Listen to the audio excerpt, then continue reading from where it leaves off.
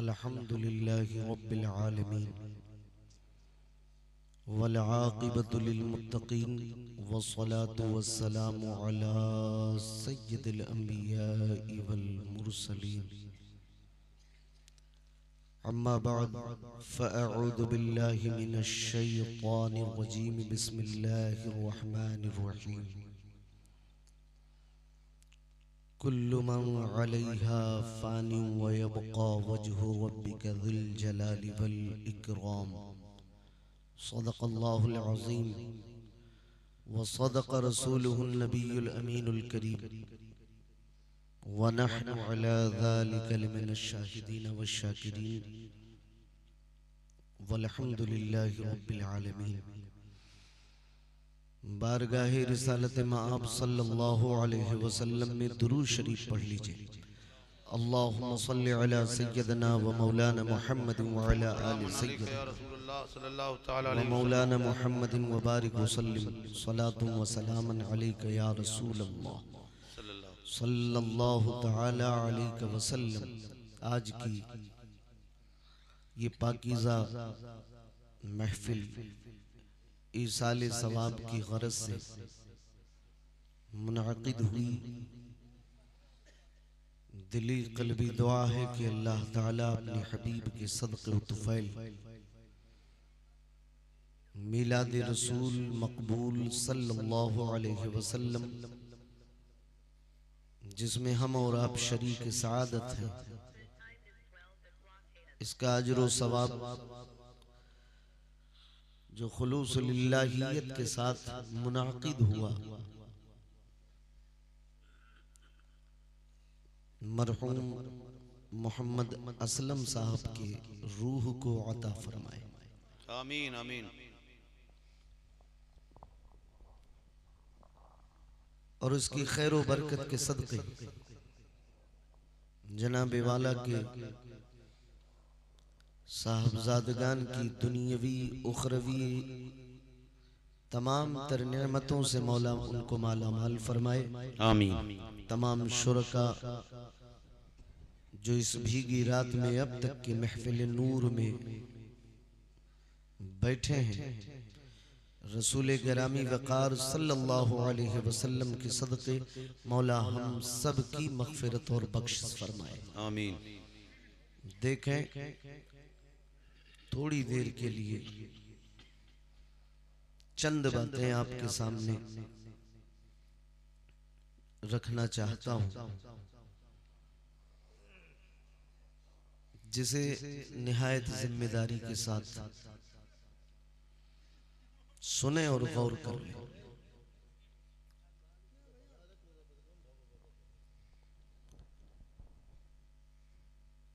दुनिया में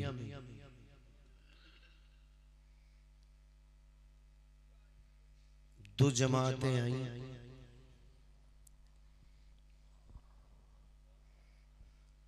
और दो तरीक़े के ख्याल, दो जहन के लोग अब तक आबाद हैं और आबाद होते रहेंगे। एक हक है और दूसरा बातिल, एक सच है दूसरा झूठ। एक सच्चा है और उसके मद्दे मुकाबिल दूसरा शिर है। अल्लाह बेऐब है, वो पाक है, पाक चीजों को पसंद फरमाता है। इंसान इस जमीन पर आया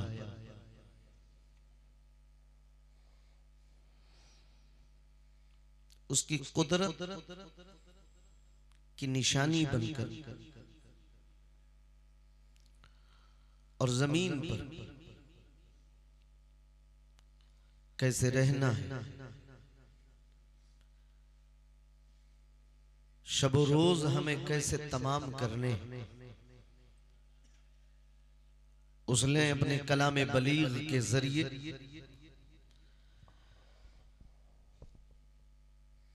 हमें तमाम उसूल ज़वाबित बताए, फिर इस पर कोई अमल का कामिल नमूना बन करके आता, अल्लाह ने अपने प्यारे महबूब को भी भेज दिया। यानी अल्लाह ने अपने पसंदीदा रास्ते पर चलाने के लिए उसूल के साथ साथ साहिबे उसूल को भी भेजा, जिन्होंने 63 साल में मुकम्मल इंसान बनने का हर रास्ता हमें करके दिखाया। और एक लम्हा आप पे गुजरा कि 63 साल जिंदगी जब मुकम्मल हुई तो वो जो महबूब खुदा बन के आए, वो जो सारे नबियों के इमाम बन के आए, उनके लिए भी वक्त विसाल आया।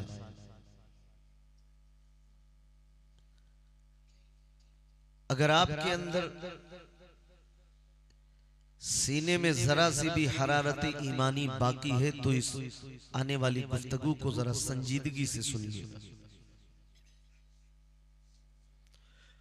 वो वक्त आया कि रसूल हाशमी सल्लल्लाहु अलैहि वसल्लम ने जाहिरी पर्दा फरमाया।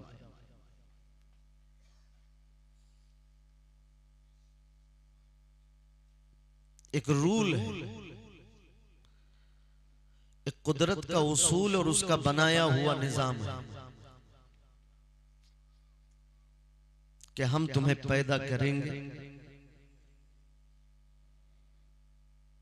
हुस्न देंगे, दौलतों का अंबार तुम्हारे आंगन में होगा,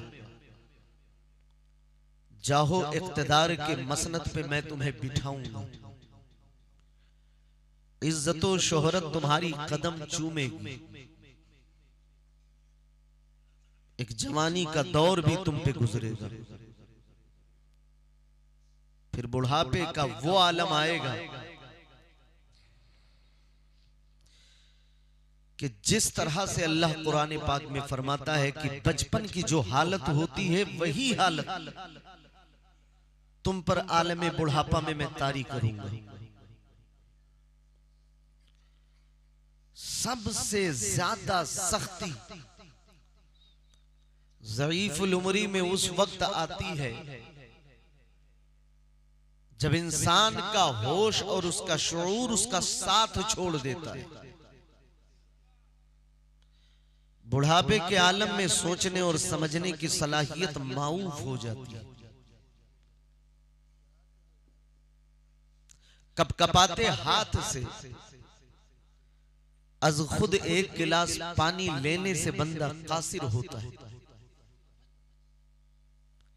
लेकिन कुरान मुकद्दस में अल्लाह ने वादा लिया है कि जिसके सीने में हम मुस्तफा का इल्म नाजिल करेंगे, बुढ़ापे के आलम में बजाय ज़ईफुल उमरी के इल्म की बरकत से उसको बुजुर्गी का वक्त और आलम उस पे तारी करेंगे। फिर वही हालत आती है कि एक दिन मौत का फरिश्ता हमारी रूह को कब्ज करता है और वो सारे आमाल जो हम दुनिया में किए हुए होते हैं अब एक दूसरी दुनिया, दूसरा वक्त जिसे आलम बरज़ख कहते हैं वो दौर शुरू होता है। मेरे भाई अभी वक्त है, मौका है, होश के नाखून लेने की जरूरत है क्योंकि अभी नब्ज़ें चल रही हैं, सीने में गर्मी मौजूद है। और तुम ऐसे घर में पैदा हुए हो जिसमें सालहा साल मुस्तफा जान रहमत में तुम्हारे बड़े बूढ़ों ने सलाम पेश करते आए। तुम ये जानते हो कि मैं अहले सुन्नत वल जमात के मानने वालों के दरमियान में पैदा हुआ। तो फिर ये नशेबो फराज के मसाइल से उलझ कर हमें कब्र की तारीकियों को और तारीक नहीं बनाना चाहिए, वरना कायनात में इससे ज्यादा मुश्किल मरहला कोई और है ही नहीं, जिसे कब्र की पहली रात कहते हैं और हश्र की पहली सुबह कहते हैं। बहुत सख्त है।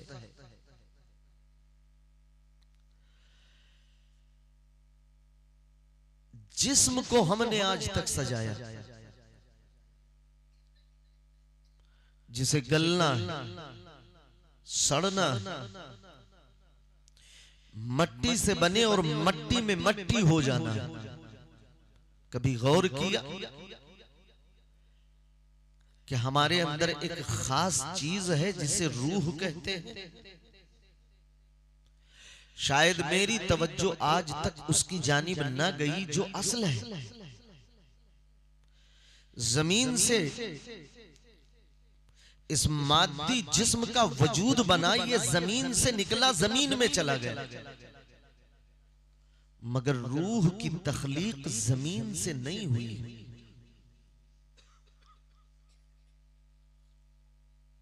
रूह उसके अमर की अलामत है।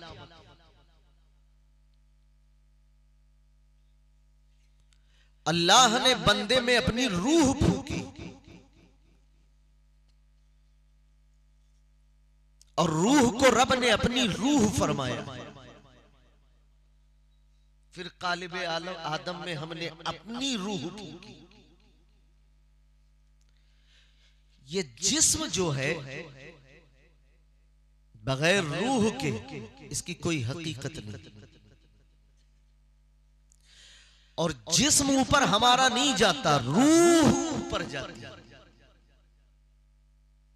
रूह को अल्लाह ने जिस्म में बतौर अमानत रखा। जितनी साफ रूह, जितनी सुथरी रूह, जितनी पाक रूह वो हमारे जिस्म में डाले, चाहिए कि उसी साफ शफाफ रूह को पाक ही रख करके हम उसके हवाले करें।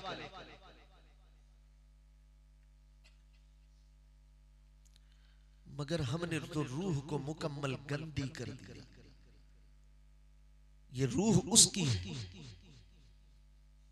एक लफ्ज मैंने शुरू में कहा था, उसको ध्यान रखिएगा, अल्लाह पाक है।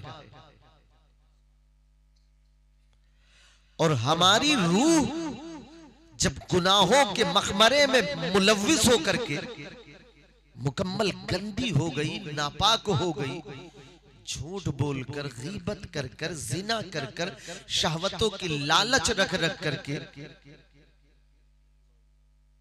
ये तमाम तर गुनाहों के दलदल में फंस फंस करके हम जमा हो गए। जिंदगी के नशेमत में कितना हम चूर हैं कि 15 साल तक के हम ऐसे बड़े हुए कि हमें होश ना रहा। 13 साल तक, 14 साल तक, 15 साल तक हम यही समझते रहे कि अभी तो हमारे अंदर बचपना है। और जब जवानी की आग जिस्मों के तनावर को बढ़ाने लगी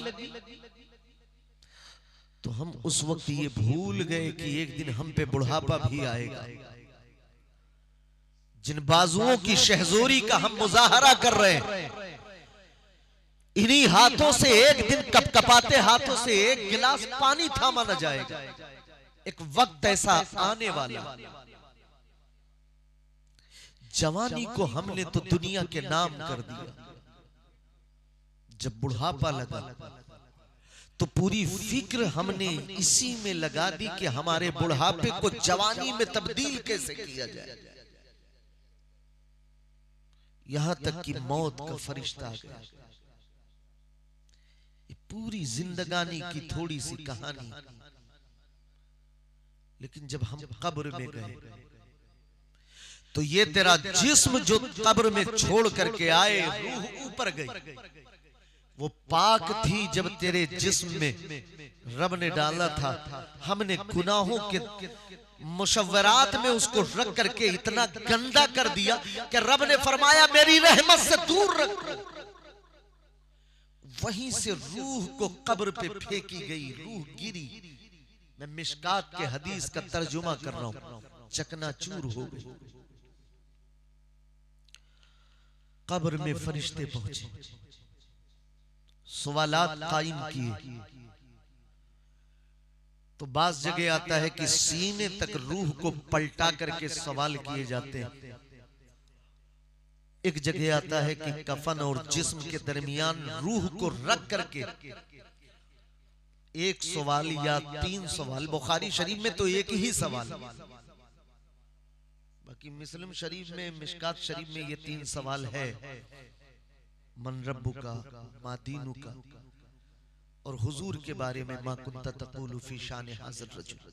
3 सवाल। बुखारी में इमाम बुखारी ने एक ही सवाल कायम फरमाया। और याद रखें ये तीनों सवाल सिर्फ इस उम्मत के लिए, ये तीनों सवाल। वो मुसलमान की कौम तरक्की कैसे कर सकती है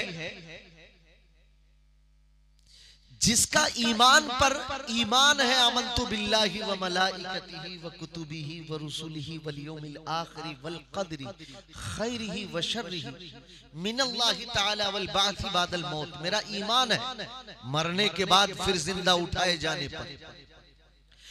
ये उसके ईमान के दर्जात में शामिल है कि फरिश्तों को देखा नहीं मगर ईमान लाया, अल्लाह के किताबों पर ईमान लाया, अल्लाह पर ईमान लाया, उसके रसूलों पर ईमान लाया, इस बात पर ईमान लाया कि मरने के बाद फिर से जिंदा होना है,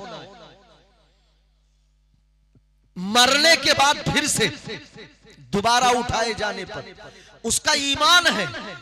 और इन बातों के शरायतों को वो कबूल करके मोमिन हुआ।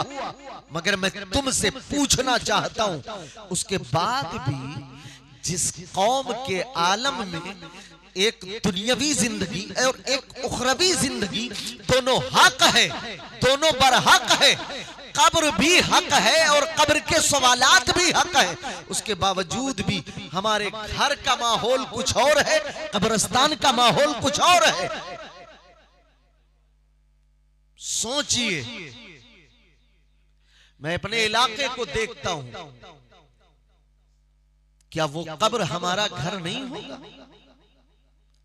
उस कब्रिस्तान में हमें नहीं जाना है जहां पे खनाजीर का गुजर होता है, जहां पे बकरियों की मेगनियां गिरती हैं, गंदगी गिरती है,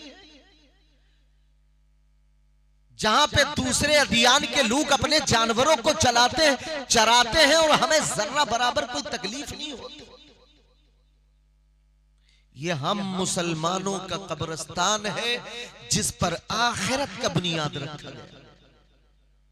मौला अली रज़ियल्लाहु ताला अन्हु फरमाते हैं, कब्रिस्तान के नए रास्ते को छोड़कर, पुराने रास्ते को छोड़कर नए रास्ते पर चलना इतना मुश्किल है कि उससे कहीं ज्यादा आसान तलवारों पे चलना है।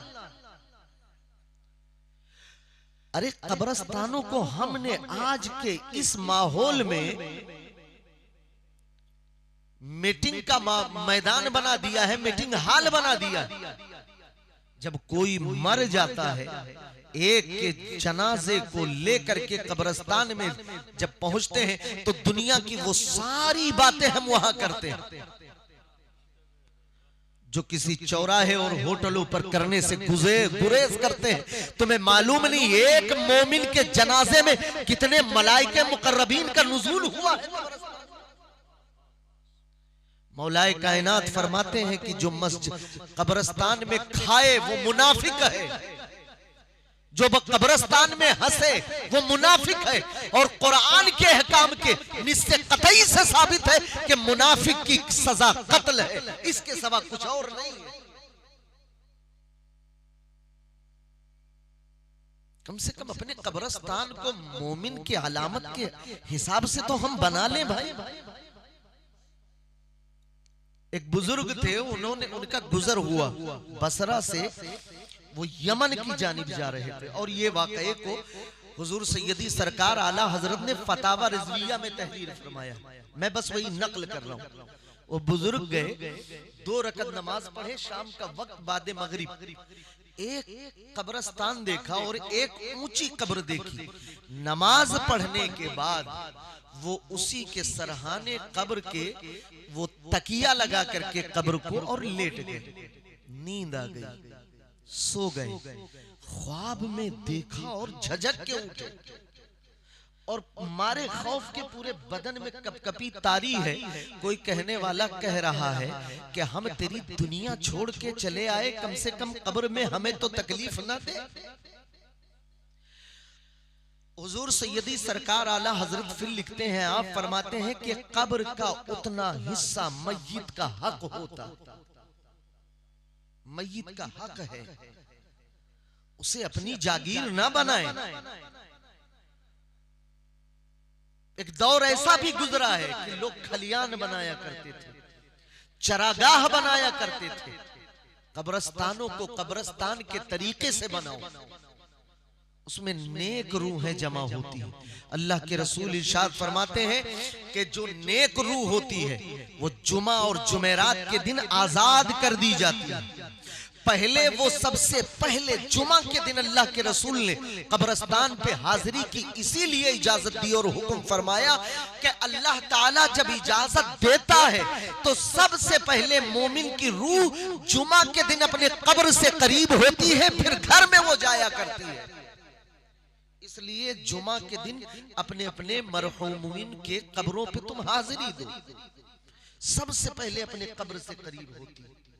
और जो ये लोग डरते हैं कब्रिस्तानों में जाते हुए, मौला अली फरमाते हैं कि वहां उनसे सच्चा तो दुनिया में कोई नहीं। वहां जाओ, थोड़ी देर बैठा करो, मगर जाने का मतलब ये नहीं दिन के उजाले में जाने का हुक्म है। आला हजरत ने कब्रिस्तान में रात में अकेले से जाने से मना किया। अब मैंने मना फरमाया, कब्रिस्तान को कब्रिस्तान के तरीके से बनाया जाए। और जरूरी है कि जो कब्रों पे हमारे खुश्क घासें होती हैं उसको तो आप निकाल सकते हैं, जो हरी घासें होती हैं उसको निकालने से भी मना किया गया। एक बुजुर्ग थे जिनके 2 बेटे थे, बहुत तकलीफ थी वो बुजुर्ग को, दुनिया में उन बेटों से शहजादों से इंतकाल हो गया। काफी दिन गुजर गए, बाप के कब्र पे फातिहा पढ़ने न गए। एक दिन करीब से गुजरे, बाप की कब्र पे नजर पड़ी, बड़ी बड़ी घासें उगाई हैं। तो उन बच्चों ने, बेटों ने सोचा कि लाओ ये घास दिख रही है इसको निकाल दे, और फावड़ा उठाया, साफ कर दिया, पूरी कब्र चिकनी हो गई। घर में आकर के लेटे, वो बुजुर्ग ख्वाब में आ गया और उन्होंने कहा, बेटो तुम मुझे दुनिया में सताया करते थे, मैं तुम्हारी दुनिया से अपनी दुनिया में चला आया, तो यहाँ दुख तो न दो। उन्होंने कहा, अब्बू जान हमसे क्या तकलीफ हुई? कहा, जिन घासों को तुमने मुझसे जुदा किया है वो मुझ पर इस्तगफार पढ़ा करती थी, तुमने उनको मुझसे जुदा कर दिया। इस्लाम तो यहां तक सिखाता है। हजरत कसीर रहमतुल्लाहि तआला अलैह जब आपका विसाले पाक हुआ तो आपने खुद वसीयत की थी कि मेरे कफन पर ला इलाहा इल्लल्लाहु मुहम्मदुर रसूलुल्लाह लिख दिया जाए, लिख दिया जाए। आप गौर फरमाए कि कफनों पे भी लिखने का रिवाज आज हमारे दरमियान नहीं है।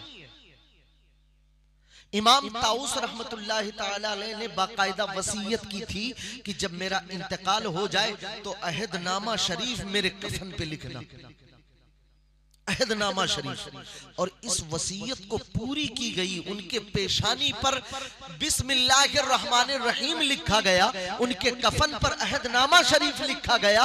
हदीस पाक में है कि जो अहदनामा को पढ़े और उसकी पेशानी पे लिखा जाए, मैदान महशर में एक मुनादी निदा करेगा कि खुदा के अहद को उठाने वालों, जो दुनिया में खुदा के अहद को उठाया करते थे, अल्लाह ने तुमको बिला हिसाबों किताब जन्नत में दाखिल फरमा दिया है।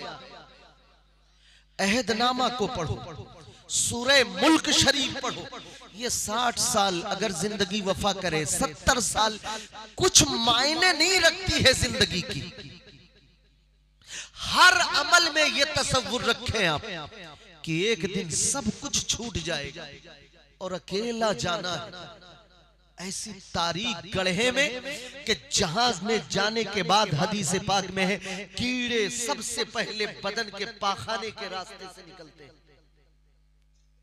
ये याद रखें, ये मुस्लिम शरीफ की हदीस है। पाखाने के रास्ते से जिस्म के कीड़े निकलते हैं और कफे दस्त हाथ की हथेली से कीड़ों का खुरूज होता है। जिस्म के आज़ा में कब्र में सबसे पहली कोई चीज बोसीदा होती है, बिगड़ती है, खराब होती है, तो वो आंख है। जिस्म के कीड़े जमीन के कीड़ों को दावत देते हैं। जिस्म के कीड़े जब बाहर के कीड़ों को दावत देते हैं, पूरी कब्र कीड़ों से भर जाती है। उसी में अज़दहे, उसी में बिच्छू। चंद दिन में, सिर्फ 4 महीने में जिस्म का राशा छोड़ो, हड्डियां बोसीदा हो जाती है। तेरा जिस्म तो फना हो गया, मादियत खत्म हो गई, बाकी क्या बची? वो है जो तेरी रूह है। तो रूह को संभालो, रूह को बेकार मत होने दो। और रूह जाहिरी चीज के सजाने से रूह को सुकून नहीं मिलता। रूह के लिए जब सैयदुल मुफस्सिरीन अब्दुल्ला इब्ने अब्बास रज़ियल्लाहु ताला अन्हुमा से सवाल किसी ने पूछा, बेकरार दिल को करार कैसे मिले, बेकरार रूह को सुकून कैसे मिले?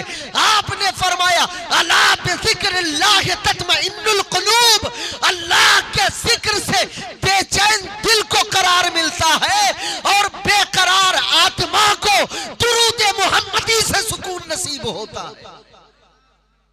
मुस्तफा जाने रहमत पे कसरत से दुरूद पढ़े, सलाम पढ़े। अगर आप हकीकत में मुसलमान हैं और आप ये जानते हैं कि वो मुस्तफा जो आए थे 63 साल के लिए हमें सिखाने के लिए, वो मुकम्मल उनके फॉलोवर बन जाए, उनकी इत्तबा करें, उनकी पैरवी करें। क्योंकि कब्र में सिवाय उनके और किसी की मदद नहीं पहुंच सकती। आप गौर फरमाएं कि कब्र में इतना एहतमाम किया जाता है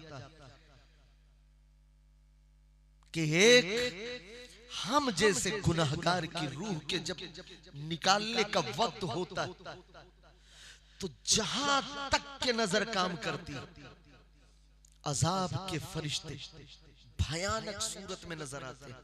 अगर ईमान है इस बात पर तो मुस्तफा के हदीस की मैं नकल कर रहा हूं, आप सुन लें। मैं गुनहगार, इतना बड़ा गुनहगार कि शायद मुस्तफा करीम हमारी जानिब रुखे रहमत भी न फरमाए। आलमे सकरात जब मौत का आलम तारी होता है तो ताहद निगाह जहां तक नजर काम करती है, भयानक खौफनाक चेहरे वाले फरिश्ते खड़े किए जाते हैं। उसमें मौत का फरिश्ता करीब आता है और कहता है रूह को मुखातब करके, जिस्म को नहीं। जिस्म तो जानता है फरिश्ता कि ये मिट्टी है, इसे मुखातब क्या कर। वो कहता है निकल जिस्म से खुदा के कहर की तरफ, खुदा के गज़ब की तरफ। आला हजरत फरमाते हैं कि मौत के वक्त में जिसके चेहरे पे मुस्कुराहट खेले रहमत की अलामत है। समझे ईमान पर खात्मा हुआ। जिसकी नाक टेढ़ी हो जाए, ईमान पर खात्मा हुआ। और भी अलामतें आला हज़रत ने बयान फरमाई। पूरी जिंदगी हम ईमान को बचा ले गए, नाच से बजाते रहे। पूरी जिंदगी हम जिना के करीब ना गए। पूरी जिंदगी हम ईमान को अपने बचाए रहे। और अगर आखिरी वक्त में ईमान का दामन छूट गया, सारा किया धरा मट्टी हो जाएगा।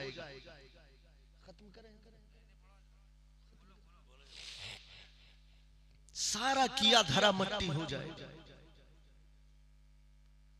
और हम अपने रब से दुआओं में, इल्तिजाओं में जब दुआ मांगे तो एक लफ्ज जरूर शामिल कर लिया करें कि मौला आखिरी वक्त ईमान नसीब फरमा। बहुत मुश्किल घड़ी होती, इतनी मुश्किल घड़ी होती है कि अल्लाह के नबी फरमाते हैं कि मरने वाले को लोहे की जंजीरों में फरिश्ते जकड़ देते हैं। इतनी सख्त और इतना मुश्किल वक्त होता है कि फरिश्ते अगर लोहे की जंजीरों में उसे ना जकड़े तो धारदार चीज पकड़ के अपना ही गला काट ले। इतनी मौत में सख्तियां, निकल खुदा के कहर की तरफ, उसके गजब की तरफ। रूह कभी अंगूठे में छुपती, पैर के नाखून में छुपती, आंख के पुतली में छुपती, जिस्म के हर आज़ा में भाग भाग के छुपती। मौत का फरिश्ता शिद्दते दस्त फेरता, खींचता, घुटने तक लाता है। उसके ऊपर रांगा पिघला करके डाला जाता है। ये सख्त की मौत की तर्जुमानी कर रहा हूं। यहां तक कि जब हलक पे रूह ला करके रखी जाती, बहुत से लोग ऐसे भी गुजरते हैं हमारी नजरों के सामने कि वो तड़प जाते हैं मगर रूह नहीं निकल पाती। जिस्म उछलता है मगर रूह नहीं निकल पाती। खुदा के बंदो, मुस्तफा के चाहने वालों, कम से कम इतने अच्छे अमल तो करो कि हमारा ईमान पर खात्मा हो, रूह आसानी से निकल जाए। ये इस पिंजरे में रूह बरसों से रही है। आप सोचें, बरसों से रही। और यक बैग जब बुलावा आए और जिस्म में जब रूह बरसों से जिस्म में बसेरा किए बैठी है, अचानक छोड़ के तारीख गड्ढे में जाएगी तो शुमार कर पाओगे उन मुसीबतों का? आप तसव्वुर कर सकते हो उन लम्हात का? एक जगह तो इस तरह से आता है कि मौत भी मिसले ख्वाब हो जाता है। वो सोच नहीं पाता कि मेरी रूह निकली है, मैं हकीकत में क्या मरा हूं। क्योंकि अल्लाह के रसूल फरमाते हैं कि मौत जब, आंखें क्यों खुली रहती हैं? जब मौत का फरिश्ता रूह को कब्ज करके लेके चलता है तो उसके रास्ते के पीछे पीछे आंखों की बीनाई हद निकाह तक पीछा करती है। आखिरी हद तक आंख की बीनाई उसका पीछा करती, तकती रहती है, देखती रहती है। अल्लाह के रसूल फरमाते हैं इसीलिए मरने वाले की आंख खुली होती है, फिर वो रूह को कब्ज करते हैं। आप एक चीज याद रखें कि जिस्म के सारे आज़ा में सबसे आखिर में जिस्म के जिस हिस्से से रूह कब्ज की जाती है वो जुबान है। वो जुबान है, वो इसलिए छोड़े रखा जाता है क्योंकि रब ने वक्त विसाल मुस्तफा करीम के, रब ने वादा लिया है कि ए महबूब इधर रूह निकल रही हो उधर तौबा कर ले तो मैं गुनाहों को माफ कर दूंगा। वो जो आखिरी वक्त था मेरे मुस्तफा का, और एक फरिश्ता आया जनाब जिब्रील के साथ, उसके पीछे 70,000 फरिश्ते इस तरह थे कि उनमें से हर एक फरिश्ता अपने पीछे 70,000 फरिश्तों का सरदार था। वो मौत का फरिश्ता इजाजत तलब किया। साहिब मिशकात फरमाते हैं अल्लाह के रसूल सल्लल्लाहु अलैहि वसल्लम के पास जब वो फरिश्ता पहुंचा, इजाजत तलब की, और जब इजाजत मिल गई तब आपने अर्ज की, आपने इरशाद फरमाया जनाबे जिब्रील से कि इस वक्त मुझे मेरी उम्मत याद आ रही है। और ये पैगाम लेकर के जनाब जिब्रील कुर्बे खुदा में गए। रब ने फरमाया महबूब से कह दो मलाल न करें, मरने से 40 दिन पहले, ये मिशकात की हदीस है, 40 दिन पहले आपकी उम्मत तौबा कर लेगी, माफ कर दूंगा। कल्बे मुकद्दस को अभी भी ये खबर सुन के सुकून न मिला। जनाब जिब्रील से हुजूर ने इरशाद फरमाया जिब्रील अभी भी कल्ब को सुकून नहीं, आखिरी वक्त में उम्मत याद आ रही है। जनाब जिब्रील से फिर रब ने इरशाद फरमाया मेरे महबूब से फरमा दो कि कुछ पल पहले, सकरात का आलम तारी होने से कुछ पल पहले आपकी उम्मत अगर तौबा कर लेगी, गुनाह माफ कर दूंगा। हुजूर ने इरशाद फरमाया अभी भी सुकून नहीं है। रब की दरियाए रहमत जोश में आई। रब ने फरमाया कि महबूब मलाल ना करो, इधर रूह निकल रही हो, जुबान आखिरी लम्हात तक के लिए छोड़े रखूंगा। आखिरी वक्त में इधर रूह निकल रही हो, उधर महबूब के उम्मती के लब में जुम्बिश आए और जुबान से तौबा करे, माफ कर दूंगा। अगर बिला तौबा मर गया, मुस्तफा आपकी शफाअत से उसे माफ कर दूंगा, आपकी शफाअत से उसे माफ कर दूंगा। ये सदका है मुस्तफा, ये करम है मुस्तफा। इसलिए हमें और आपको चाहिए कि सच्चे दिल से तौबा करें, सच्चे दिल से। और जो बरज़ख बताया गया, बरज़ख कब्र को हमने जान लिया, ये है। हश्र को हमने जान लिया, बीच के आलम और बीच की कड़ी को हम बरज़ख कहते हैं। और बरज़ख को उलमा से पूछिए कि बरज़ख का माना क्या होता है, ये बताएंगे कि बरज़ख कहते ही है पर्दे को, वो राज है। बरज़ख पर्दा है। दो मकाम है, आलम इल्लियीन, आलम सिज्जीयीन, और दोनों में नेको बदरूहों का ठिकाना है। मगर वो कैसे है रब बेहतर जाने।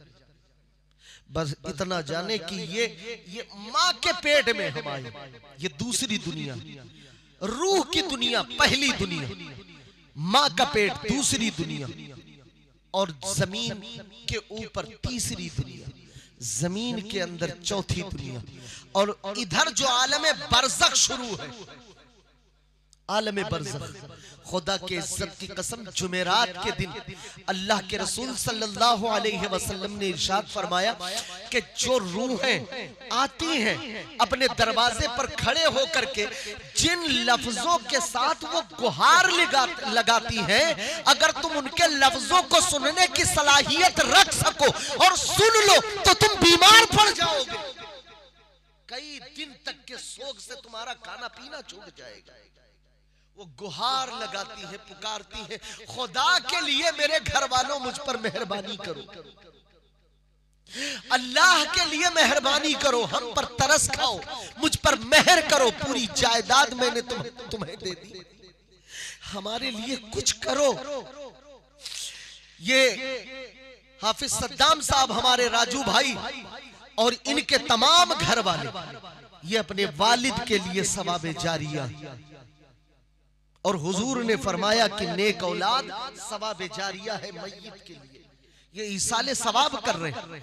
आपको चाहिए कि आप जुमा की नमाज पढ़े, अपने मरहूमीन के कब्रिस्तान पर जाएं, ईसाले सवाब करें। वो आकर के हर जुमेरात को यहाँ पर खड़े होकर के यही कहती हैं कि कुछ सदका करो। मुस्तफा करीम से पूछा गया मैयत के लिए सबसे बेहतर क्या है, अल्लाह के नबी ने फरमाया मैयत के लिए दो चीज से बेहतर कुछ नहीं, एक मैयत के लिए सदका, दूसरी चीज है दुआ। दो चीज से अफजल कुछ नहीं, एक मैयत के लिए सदका और दूसरी चीज है दुआ। अब आप गौर फरमाएं, सदका के लिए जरूरी नहीं है कि हम पूरे गांव को खिलाएं तभी कुरान ख्वानी होगी, पूरे गांव की दावत लें तभी वो सदका होगा। सदका कहते किसको है? आप किसी गरीब को देखें। हजरत आज के दौर में ज़कात का निकालना असल नहीं, ज़कात निकाल के मुस्तहिक तक पहुंचाना असल होता है। ये जान ले आप, हमने ज़कात निकाल दिया, हमारी ज़कात अदा नहीं होगी। ज़कात कबूल कौन कराता है? ज़कात निकलने से ज़कात कबूल नहीं होती, ज़कात सही मानों में गरीब तक पहुंच जाती है तब ज़कात कबूल होती है। सदका आप निकाले मय्यत के लिए, और हुजूर ने से पूछा गया कि सदके के लिए सबसे अफजल क्या है?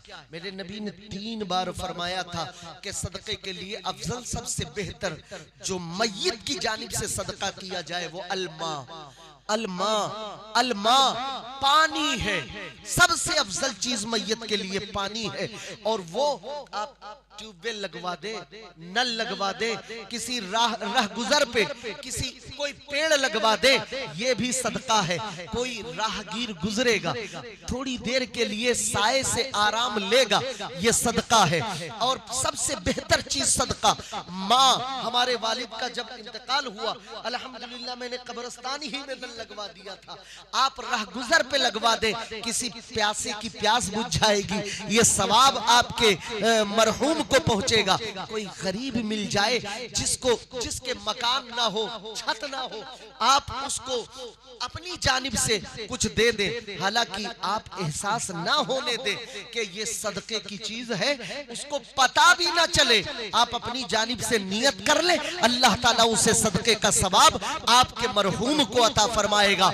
अब आज हमारे यहाँ एक मामूल हो गया कि एक 20 घर की मुस्लिम की आबादी है, तो उसमें चंद साई को बसा लिया गया। हालांकि हमारे घर में आज तक छप्पर है, साई के कई मंजिले मकानात तैयार है, मगर जुमेरात को हम खाना किसी गरीब को नहीं देते, साई ही को दिया करते हैं। कोई मर गया तो वो जो गल्ला तकसीम करते हैं वो साई ही को तलाश के दिया करते हैं। मेरे भाई, बिरादरी साई को देना जरूरी नहीं है, किसी हदीस से साई साबित नहीं है, गरीब साबित है, यतीम साबित है, मिस्कीन साबित है। आप उन्हें तलाश करके दीजिए, तब वो सदके का हक अदा होगा। आपको चाहिए कि आप कुरान ख्वानी करें या अपने मरहूम की तरफ से कुछ भी सदका करना चाहते हैं, कोई गरीब को तलाश लीजिए और उसे दीजिए, क्योंकि गरीब का की शरीयत में और गरीब का इस्लाम में बड़ा एहसास रखा गया है। इतना एहसास रखा गया, इतना एहसास रखा गया। आप जनाजे को ही ले लीजिए, मैं पूरे मजमे को चैलेंज करके जा रहा हूं, साबित करे कि जो जनाजे की नमाज पढ़ते हैं आपने, जनाजे की कोई लफ्ज ऐसा कोई साबित कर दे कि इस मैयत के लिए दुआ की गई है। उलमा के लिए एक लफ्ज पढ़ रहा हूं, जो दुआए मैयत पढ़ते हैं आप जनाजे में, हालांकि नमाजे जनाजा में 2 चीजें फर्ज है, एक तकबीर फर्ज है और दूसरा क़ियाम फर्ज है। और ये इबादत नहीं है, अगर इबादत होती तो सामने इस मैयत के ना कहा जाता। इसीलिए नमाज फर्ज में अगर इमाम के पीछे आप नमाज पढ़ रहे हैं, अगर आपने अलहम्दो उसके पीछे पढ़ना शुरू कर दिया, नमाज आपकी टूट जाएगी। तो फिर आप भी जब पढ़ रहे हैं, सना तक इजाजत है इमाम के पीछे पढ़ने की, उसके बाद आप नहीं पढ़ सकते। अगर आप भी उसके पीछे पढ़ोगे तो भाई इक्तदा फिर किस चीज की आपने की है। यहां तक के लिहाज जरूरी है कि इमाम के सजदे के आगे आप सजदा नहीं कर सकते, इमाम के रुकू के आगे आप रुकू नहीं कर सकते, मगर नमाजे जनाजा में इजाजत और रुखसत इतनी है कि जो इमाम पढ़ सकता है वो आप भी पढ़ सकते, क्योंकि ये मुनाजात है।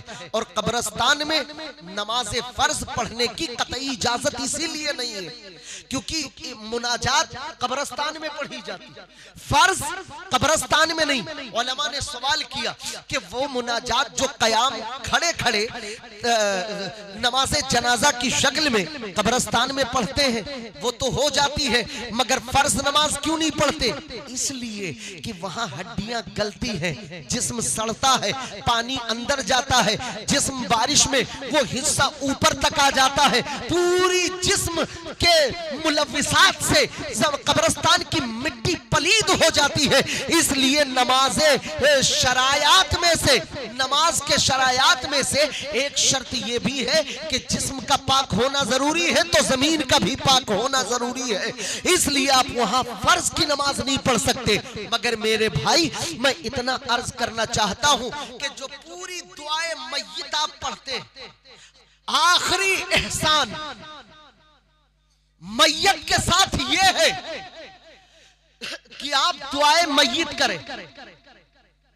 आप नियत करते हैं अल्लाहुम्मा ग़फ़िरली हय्यना व मय्यतना व शाहिदना व गायबना व सगीरना व कबीरना व ज़कीरना व उन्साना अल्लाहुम्मा मन अहयैतहु मिन्ना फ़अहीही अलल इस्लाम व मन तवफ़्फ़ैतहु मिन्ना फ़तवफ़्फ़हु अलल ईमान।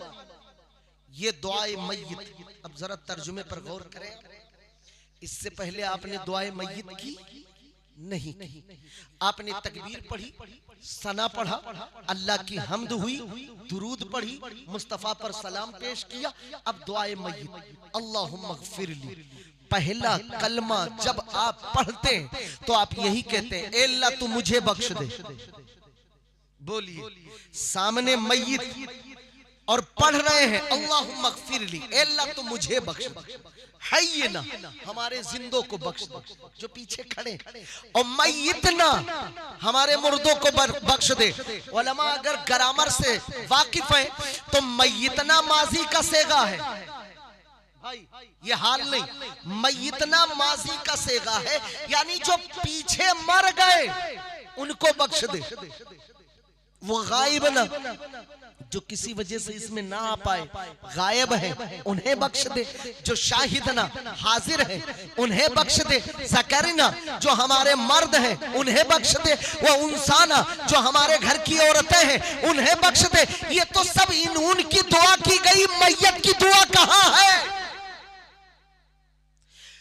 तो ए इंसाफ पसंद मुसलमानों, अगर हमारी गैरत नहीं मर गई तो कम से कम इंसानियत का मजहब इस्लाम में बड़ा तकाजा है।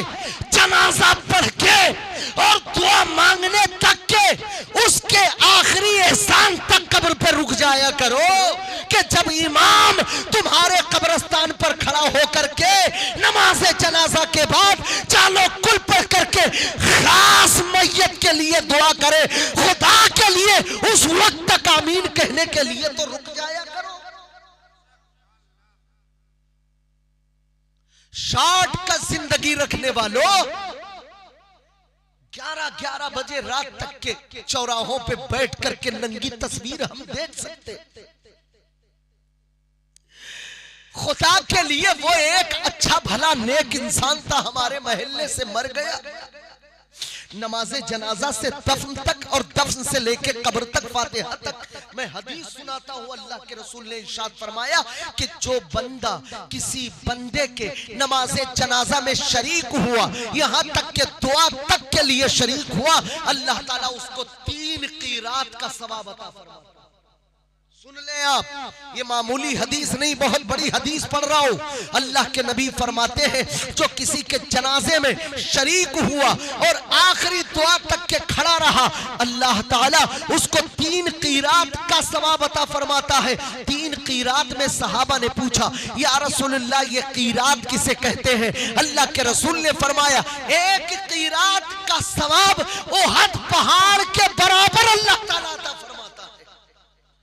1 क़ीरात का वजन ये कि ओहद पहाड़ के बराबर अल्लाह उसको अजर देता है। जिसको 3 क़ीरात, अल्लाह के नबी फरमाते हैं, जिसने किसी को गुस्ल दिया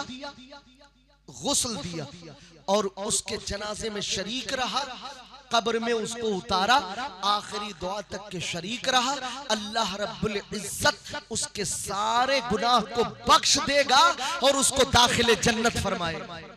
अब आपसे मैं पूछता हूं, इतना बड़ा अज्र क्या काबा देखने पर है?